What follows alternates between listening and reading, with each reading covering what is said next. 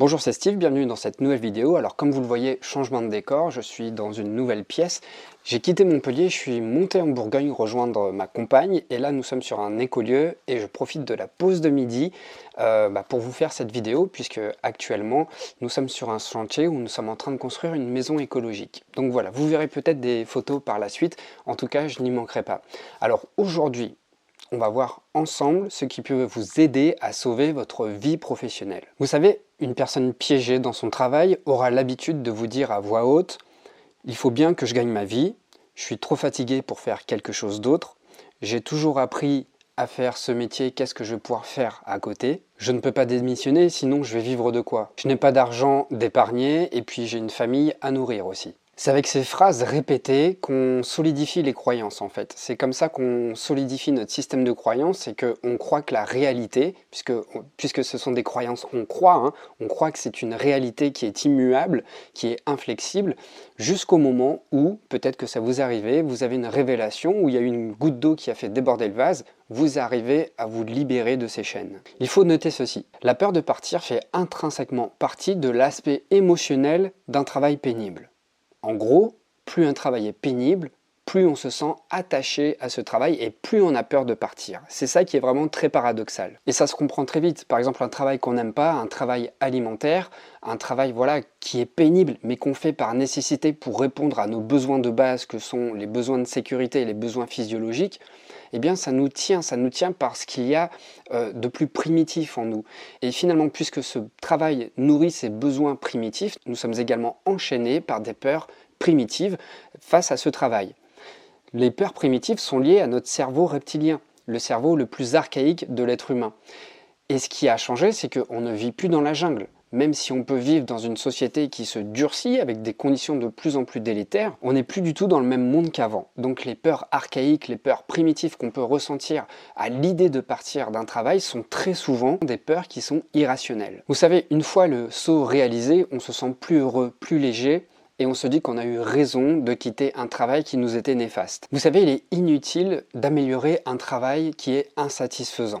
Si ce travail n'a pas de sens, si ce travail est ennuyeux, si les collègues sont exécrables, vous donnez des coups d'épée dans l'eau, ça sert strictement à rien. Si les conditions sont exécrables, vous pouvez faire le mieux pour vous, autour de vous, à votre échelle, mais pour ce qui est du reste, vous ne pouvez pas tout contrôler. Donc un travail ennuyeux, avec toutes les conditions qui vont avec, ce n'est pas de votre ressort quelque part. C'est ça qu'il faut comprendre. En essayant d'améliorer un travail désagréable, finalement on s'attaque au mauvais problème. La décision de rentrer sur votre poste de travail, quel que soit le poste, doit reposer sur la question suivante. Est-ce que ce travail me rend heureux? Vous savez, le plus important pour vous en sortir consiste à vous écouter vous-même. Notre moi intérieur nous indique ce qui fonctionne bien ou ce qui fonctionne moins bien pour nous. Mais ça, on n'a pas vraiment pris l'habitude de l'écouter. Et ce, depuis le plus jeune âge, puisqu'on nous apprend très jeune à nous couper de nos émotions, à séparer la tête du corps. C'est très important de se reconnecter à son corps pour sonder le ressenti et voir intuitivement si nous sommes à l'aise ou pas dans ce travail. Voilà, pour prendre mon exemple, lorsque je me suis engagé à l'éducation nationale, intuitivement, je le savais depuis le début que c'était pas un métier qui était fait pour moi. J'avais mal au ventre souvent quand je rentrais à l'école. J'avais des frayeurs, j'avais les mêmes peurs que lorsque j'étais petit. Pourtant, c'était complètement irrationnel. Je suis resté 10 ans dans l'éducation nationale et les premières années, je pensais que j'allais m'habituer. Je pensais que je pensais que ça reposait sur le fait qu'il fallait reprendre le rythme, s'habituer à ce nouvel environnement, s'habituer à ces nouvelles manières d'interagir. Alors que j'avais fait un Erasmus pendant 2 ans au Canada puis en Irlande, et voilà, je me suis engagé juste après dans un métier qui finalement sur le papier, ça me plaisait, mais dans les conditions réelles, c'était complètement éloigné des attentes que j'avais. Et je me suis forcé, le concours était extrêmement dur. Je ne sais plus, il sélectionnait quelque chose comme 82 places sur 1200 inscrits. Donc le concours était extrêmement dur. J'ai bûché pendant 1 an pour ce concours.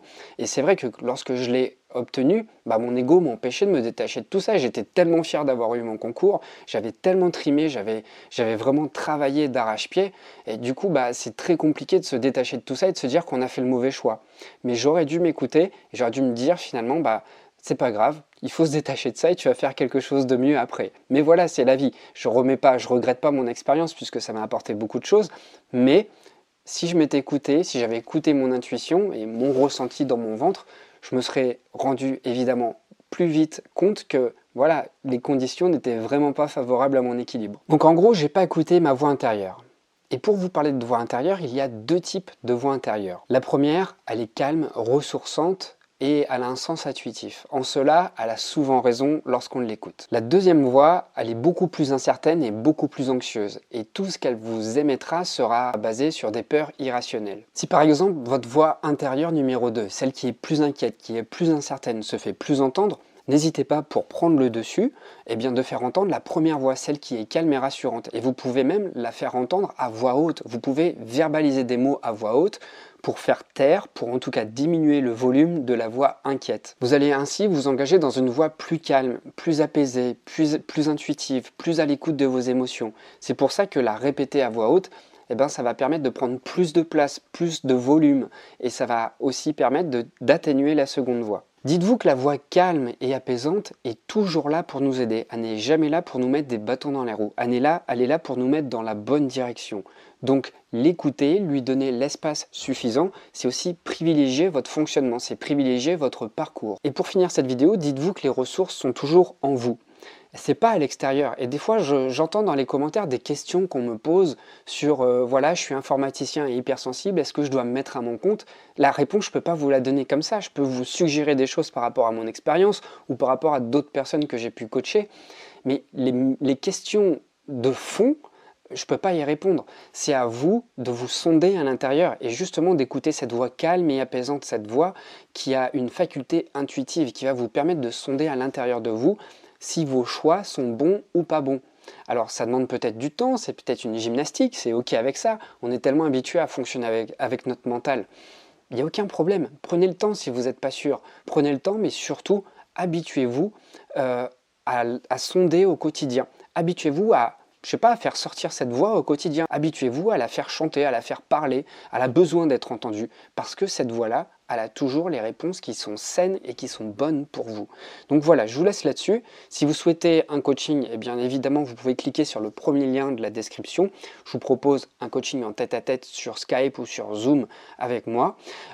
Si vous souhaitez évidemment discuter de votre avenir professionnel en lien avec votre hypersensibilité et puis voir ce qu'on peut faire ensemble, étudier des pistes en tout cas pour que vous vous épanouissiez au mieux tout en créant de la valeur, au travail, passion, on s'entend bien, hein, puisqu'il est question maintenant de ne plus envisager le travail dans le sens tripalium, mais vraiment dans le sens de la passion, qu'est-ce qui est au centre de moi, quel est mon centre d'excellence, et qui peut apporter de la valeur aux autres, et qui en plus est dans mes compétences. Si vous souhaitez travailler en autonomie, évidemment, je vous conseille la méthode des hypersensibles pour gérer vos émotions dans un monde agité. Ça va vous permettre d'écouter vos émotions, et puis de comprendre le besoin caché derrière chaque émotion. Ça, c'est vraiment très important, de savoir bien écouter ses émotions, de savoir les noter, savoir les identifier et de comprendre quel est le message caché derrière tout ça. À mon avis, à mon sens, c'est le premier travail à faire. Mieux se connaître pour ensuite mieux pouvoir travailler sur soi. Voilà, c'était tout pour cette vidéo. Je vous remercie beaucoup de m'avoir suivi jusque-là. Dites-moi dans les commentaires comment vous vivez ça. Est-ce que vous la faites entendre, cette voix-là? Est-ce que vous lui donnez de la place? C'est quelque chose qui m'intéresse, de savoir comment ça se passe dans votre vie. Et puis, si vous avez n'importe quelle question, évidemment, je suis là pour vous répondre dans les commentaires. N'hésitez pas à partager cette vidéo, évidemment. Moi, je vous dis à très vite et surtout, portez-vous bien.